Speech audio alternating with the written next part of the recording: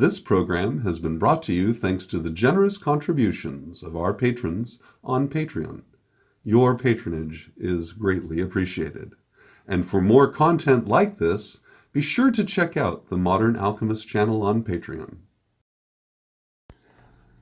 Greetings, and welcome to the Modern Alchemist channel. I'm Aubrey Forrest, the Modern Alchemist, and this is the Saturn Key. Today on the Saturn Key, I want to address a question that one of you, Andy, had mentioned in a previous office hours. I addressed it in one light, and then I gave some more thought to the question and my answer, and I thought, you know what?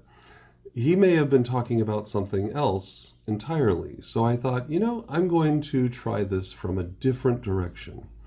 The question was regarding how to overcome, what are some of my techniques for overcoming that feeling of stuck in the mud. As I meditated on that idea, the sense I had of it was a sense of pushing your body through jello.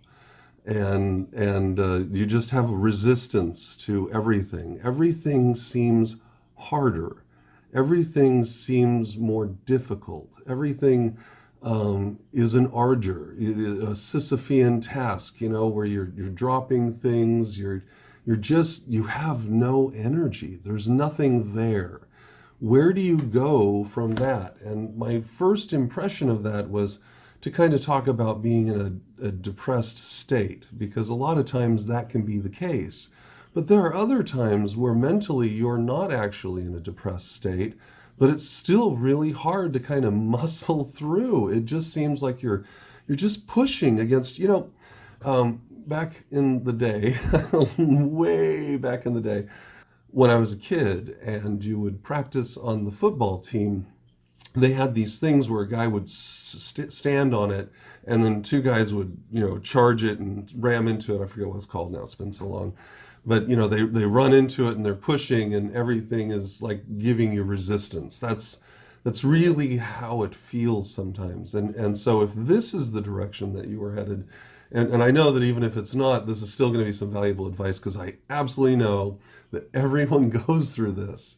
Sometimes we call it like the Monday blues or something, where you're just having a hard time shifting gears, a hard time just accessing that font of energy that's inside of you, that's just welling up, waiting to well up, and for some reason it's capped off. It's not available. Now, part of that, I'm going to address that sense right there, that well of energy. I believe that that's very much like what we see in aquifers that are overmined, these underground river systems from which all the wells are drawing water and whatnot. When I lived in Utah, this was a big concern, right? There were too many people drawing too much from it, and so it couldn't replenish itself over time fast enough to accommodate the growth of the population. And this is a real problem in the world, but this is also a real problem for people, for ourselves, where we fail to acknowledge the principle of rhythm, and that rhythm compensates. You're reading the Kabbalion where it says rhythm compensates, and it's like, well, what does that mean? Well, it means that if you've done too much, if you're too polarized, if you're just too much on one end or drawing too much from one thing, rhythm will swing you into a period of balance. It just will. And a lot of times the balance is not what you're thinking. It's kind of like in Star Wars when they're talking about the prophecy of the one, and Yoda's like, a prophecy misunderstood this could be. And yet, that's the truth. It's a lot of times we misjudge it. We don't think of ourselves as actually the instigator of our own problems.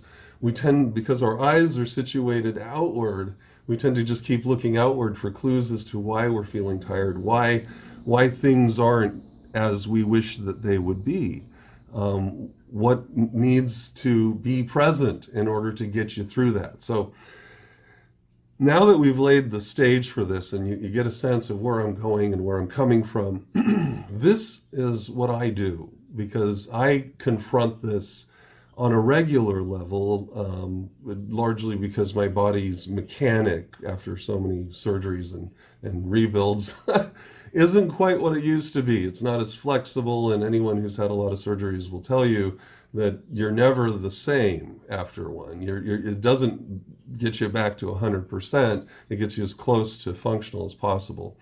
And so I have that too, but for those that don't have it, it's still, I find, the same thing because I talk to people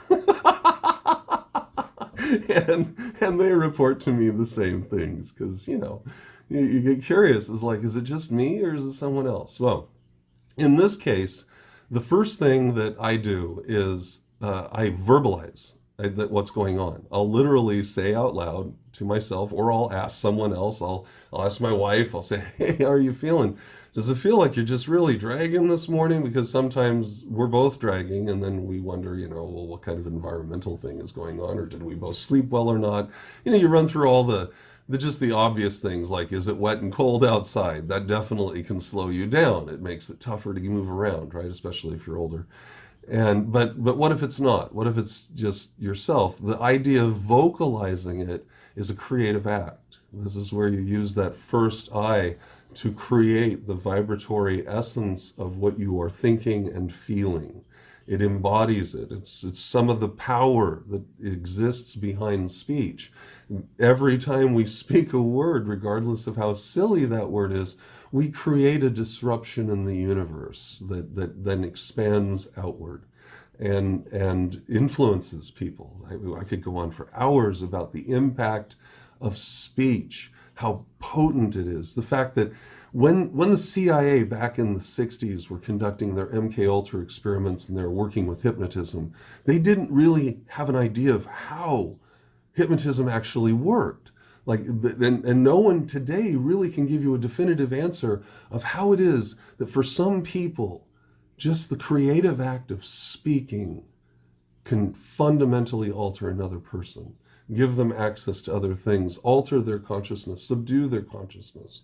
It's astonishing to me. It's just mind-blowing. But when you recognize that you have this power, that you're using it every day, and that your self-talk can be engineered to both make you succeed or foil every success, then it's really important to identify when you are feeling a thing, to think about what that feels like and then verbalize it so that you can hear it, so that you can judge for yourself again, using an alternative aspect of your consciousness to appraise what it is that it's hearing, what it is that it's feeling. As you say, wow, God, it feels like I'm pushing right through some jello right now. What is going on? And that simple articulation allows you then to have a moment of clarity, because now you are awake. You're listening to yourself. You're attuned to yourself because you had the cognizance to articulate to yourself what it was you were feeling or thinking. And this is a powerful tool, because a lot of times we misuse it, not knowing of its power, by chastening ourselves, chastising ourselves, and saying, why would I do that? I'm so stupid. That is just ridiculous. Why am I so stupid? And the repetition of that frustration embeds itself into you as like a chink within your armor that can emerge and widen into this huge chasm at just the wrong time. And so it's really important that we nurture ourselves, that we engage in self-nurturing self-talk. And part of that self-nurturing is the identification that you're having a difficult time, physically, mentally, emotionally, what have you. Once you realize that you've experienced this and you've verbalized it, you've articulated what it is that you're feeling, what you're thinking, the next step is to return to your breathing. Just center yourself out and remember this, that everything that lives begins with breath. So breath is the first thing that you do when you enter into this life, and it is the last thing you do as you exit. It is the ultimate rhythmic cycle. And it is a rhythmic cycle that it has been proven time and time again that if you can manage your breathing, focus on your breathing, I speak from experience, you can overcome some of the most egregious anxiety attacks that happen for no reason whatsoever. You can overcome the sense of emptiness, the sense of dragging, the sense of I have no fuel in the tank to get me going, even though I have every desire to get me going. And just even if you don't have the desire, just the desire to have the desire to get you going can be the first spark that can lead you forward and get you going, get you to where you want to be and elevate your state of energy. So you begin to focus on that breathing, and it's again the cycle of 4, where you're empty, you inhale, you're full, you exhale. And then you're empty, you inhale, you're full, and you exhale. And you experience each state for as much time as you need to. If you want to just inhale your breath and hold your breath for 60 seconds or as long as you can until it's uncomfortable, then do that. Just make sure that when you exhale, it's not a big gust coming out, but it's managed exactly as you had managed your inhalation. It's managed in a way where you are conscious and controlling the thing that gives you life, the thing that takes in every minute of every day the environment around you and makes it part of you and transmutes that in you into life and breath. And it is sustaining. And when you realize that there is an electromagnetic force that is swirling around you, it is the magnetic force of this planet, which is imbued by the electromagnetic force of the sun, connecting to this planet, keeping everything alive on every single level. There is always energy available. There is always something from which to draw within your environment that can help you feel stronger, more centered, more at peace. Something within your environment, even if you are in a business setting and it is all steel and glass. I have been there, and there's nothing but synthetic fabrics and materials surrounding you. There is still enough for you to draw upon, because each of those are sustained by a rhythmic vibration. Each of those things occupy your universe. Each of those things are something upon which you can draw upon for their stability, for their structure, for their strength, because those are clearly characteristics of things for commercial construction. So, and if you're at home and you're able to look outside, if you can't get outside but you're inside because of the weather, you can always look out and see that. And of course, you can do what I do, which is bring the outside in and just fill your home with plants and sustain those and let them sustain you. I highly advise, by the way, for all of you who are pursuing the Saturn Key, if you wish to understand the universe, truly understand its electromagnetic function, keeping houseplants is a fantastic way to do this, because they literally are built upon those systems, and you can meditate upon them, meditate upon their structure, meditate upon the concept of introducing water to them and what that does and how that catalyzes it, and then learn more about them academically. You know, these are the things I do to occupy those spaces in my mind when I'm beset by something else. I provide myself an avenue of escape, a way to move around the obstacle rather than engage the obstacle. Sometimes it's better just to go around. Sometimes the mountain doesn't need to be moved. You just move aside from it. You choose a different path. And for me, the path can be one where I elevate myself above and pass over the top of it, as if it didn't exist at all, simply by focusing in meditation briefly. This doesn't take a lot of time. You can do this in mere minutes.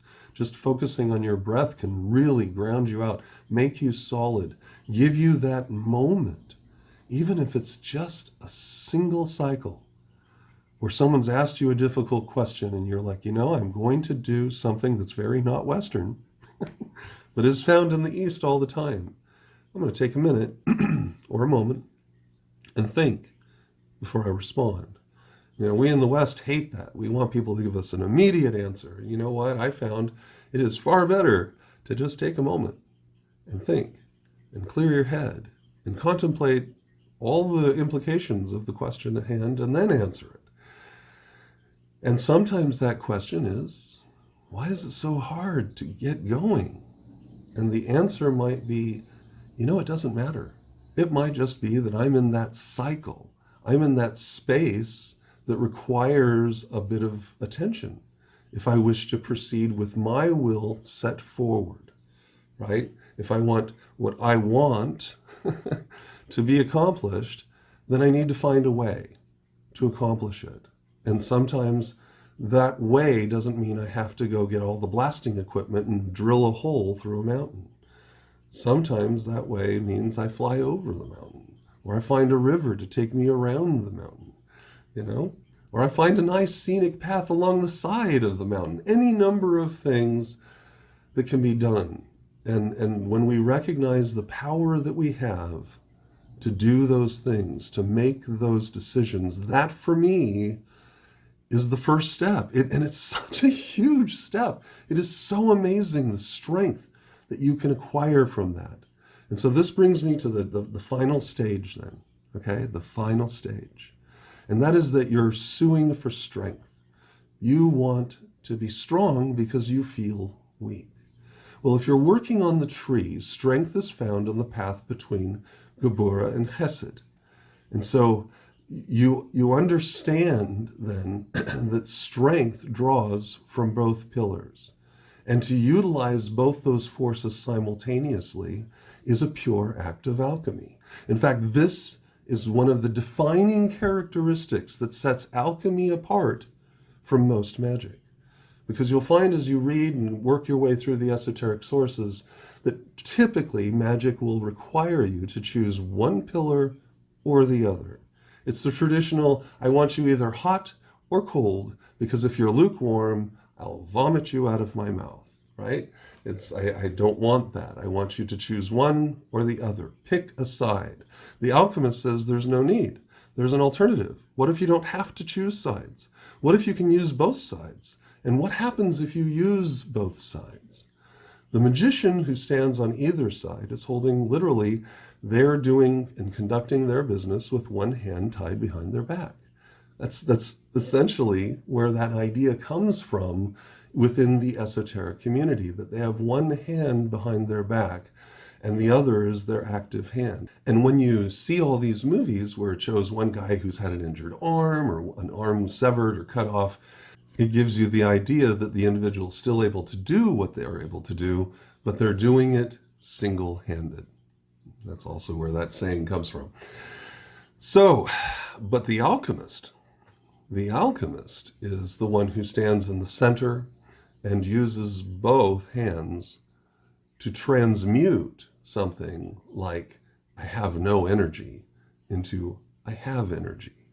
And they do it by understanding the forces upon which they draw. So the alchemist, realizing that they can draw upon both of these sides, then asks themselves, what is needed in this situation to help offset the sense of stasis, the sense of overstability, where there's too much inertia, right?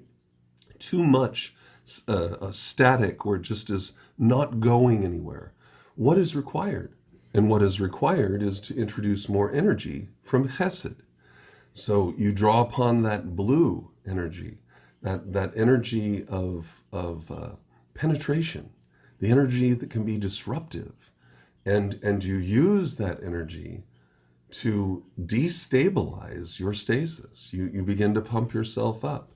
So you focus on that. You focus on all the characteristics associated with Hesed, and you drive that laterally into Gebura, to charge Gebura up.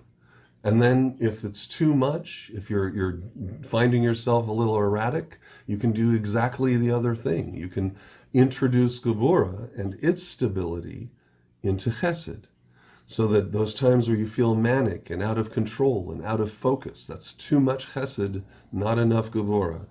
And so you drive that red energy in there to stabilize it, to introduce some inertia, to slow things down just a little bit, and vice versa, to speed things up. And so this is where the concept of temperance, or Crawley's art card in the major arcana, comes from, where it is this constant effort of moving from one hand to another, and there's fluid that is magically being moved from one cup to the other, or into the singular receptacle that is you. And you're taking time and effort and care and patience. More than anything else, you're taking patience with yourself, giving yourself enough time to cycle into a new rhythmic pattern, a new rhythmic cycle. That is the art. That is the balance, the temperance, the balance of temperance. And when you use that as an alchemist, when you recognize that you have the facility to draw upon both sides, both pillars, and draw them into yourself for strength, for light, for good decision making, because you can bring them right into the center in Tiperet. And so you remember those cards that descend from there into you, making you who you are. And remember, above all else, breathe. It sounds so simple, and yet we forget to do it. We forget to remember its importance. We forget to remember the fact that it is the ultimate rhythmic cycle that can compensate for everything else, because rhythm compensates. That concludes this episode of the Saturn Key, where we talked about various techniques, mental states, concepts, which can be very useful when one is trying to increase their energy state, lift themselves up, draw strength on the strength that is around them all the time, in one form or another. Thank you for joining me. I'm Aubrey Forrest, the Modern Alchemist. I'll be talking to you soon.